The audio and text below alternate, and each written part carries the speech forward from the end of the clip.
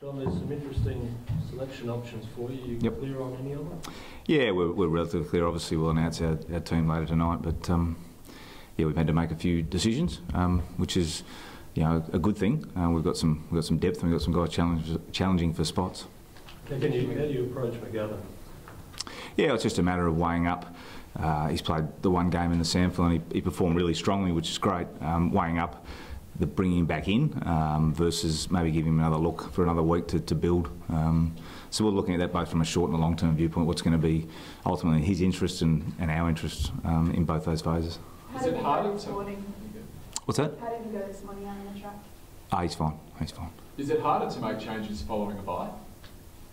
Not necessarily hard. I mean, it's probably following. We look obviously back to the last performance, and you assess how the team's going. And obviously, the team had a really strong win before the break, and they're playing in good form, and guys are in good form. Therefore, it's harder to make changes. So, in terms of a coach, would you prefer your players to have consistent runs? Therefore, it's easier to bring players back in after a long spell on the side. Well, yeah. I mean, but the bye's the bye. I mean, the fixture's the fixture. We knew that at the start of the year. So, and look, it came at a good time for our guys, probably more mentally than physically. The challenge is coming out of the bye to make sure that we come out and jump straight back into the sort of the footy we were playing before the break. So Mitch was on the track this morning training the team. It's safe to assume he'll be playing tomorrow night? I didn't say he was on the track training the team, but that's right. Oh, that's right. I said he was on the track. I said he's fine. Yeah. Oh, okay. But he's fine. You said he was on the track? No, I got asked whether he was, I don't remember the question, whether he trained, but I said he's actually fine. Oh, okay. But you didn't say whether he trained this morning? No, I didn't. Oh, okay. No worries.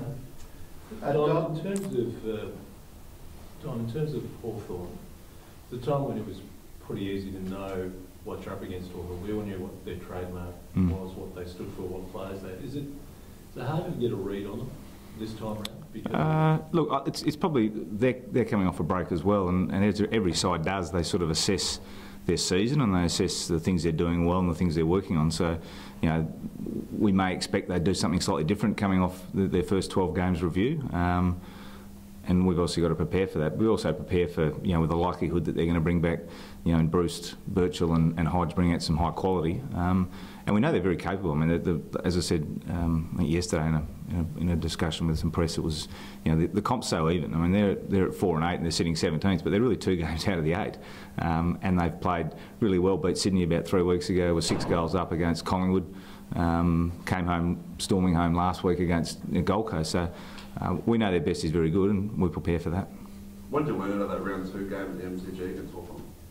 Yeah, well, look, it was a fair while ago now. You know, pleasing part was we had a poor start, but then after that, I thought we sort of got the game played how we wanted to, and I thought, you know, towards the end, some of our contest work and our ball movement was strong. So, yeah, tomorrow will be a different game. In terms of the Pyke workout yesterday, Jack Lever's openly said that he'd wait for that to be finalised before doing his deal. Yep. Now that it's there, do you expect him and McGovern to work out what they're doing? Well, it certainly clears the way for it. The uncertainty's been removed, and, you know, I think the result of the CBA, I haven't gone into it in detail, but from what I can gather, both parties seem fairly happy with the outcome. It's a positive for the players, a positive for the league, and from our viewpoint, from a list management viewpoint, it just gives us that certainty. We know now what we're dealing with. And both those guys, as I've said previously, have indicated a really strong desire to stay, so we'll keep working with them to try and finalise something. Is it a relief from your point of view that it's been finally done? I think for the whole industry it was something that was just sort of hanging out there, so it's been in the wings for a while. I think it's great because it gives that clarity and certainty going forward. Did you ever fear that anything might escalate from that sort of? No, I don't think so. I don't think it was going to be in anyone's interest, to be honest. So I mean, it's obviously great they were able to reach a compromise and a good outcome for both parties. The clubs now have a fair bit more cash to spend. Do you think that'll be spread across the list, or will you go out and chase the start? Oh, it'll be spread. I mean, we've got some guys who are performing and playing good footy, and, you know, they'll get rewarded accordingly. I mean, it's a fairly simple model in my eyes. You operate on the basis of you rewarding guys for performance, and, you know, we've got some guys who are performing well, and they'll get paid well, and there's a bigger pie, if you like, and, you know, the players have earned that, and they'll get rewarded accordingly. John, you talked about mid-seasons with time for clubs to sit back, reflect, look, see what comes next. So what have you put in your mind to put towards the players from what comes out of the first 12 weeks and what comes out of the next 10? Yeah, look, it is a great opportunity to do that, and in our case, the reflection is on some positive things that we've done really well, and some of the growth in some of the areas I've previously spoken about, which have, credit to the players and the work they've done. But we also sit with one eye on the future, understanding that you're in a position now to continue to win games of footy and give ourselves the best chance to participate in finals and play. So we want to keep building. And so therefore it's a moment of, we look back and say, yep, it's done some good work, but we're not satisfied. So you improved contested footy, yep, which was indicated in the pre-season. Is there a set of things you think you have to still improve on? Well, there's always things we want to improve on, yeah. Well, that's yeah. given. I mean, in terms of the specifics of them, that's probably between me and the playing group in terms of how we go about it. I mean, I've been on record as saying the contest stuff we've got to continue building in that space. Because the reality is in this comp, if we stand still, people will go past us in a heartbeat, and we can't afford to stand still. So we've got to continually recognise what we're doing well and continue to bring that, but also look and say, well, how can we keep getting better?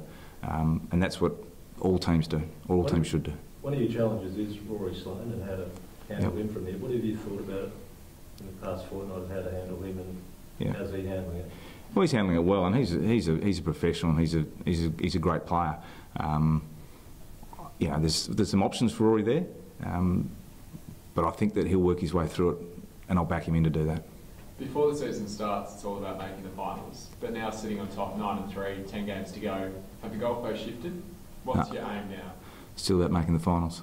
Because the reality is, we can't make the finals until we win enough games to qualify, and history says that's 12. So, we've got to get to that mark, and at which point then we'll look at what it looks like after that. But how important is it to get the double chance come September?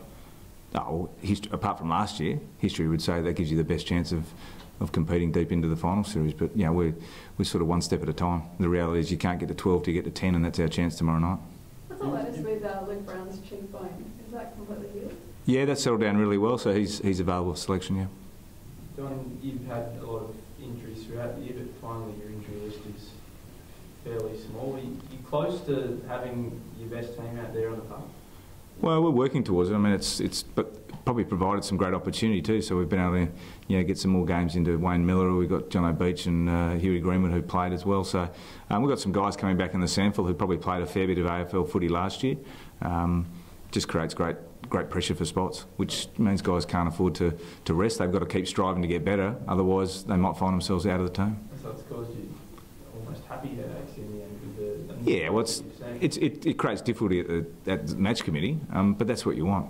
You want to have that pressure building so people understand that they've got to perform at a high level both at AFL and at SANFL, and then really the side sort of falls out from there. Where is Andy Otten's best position on the field?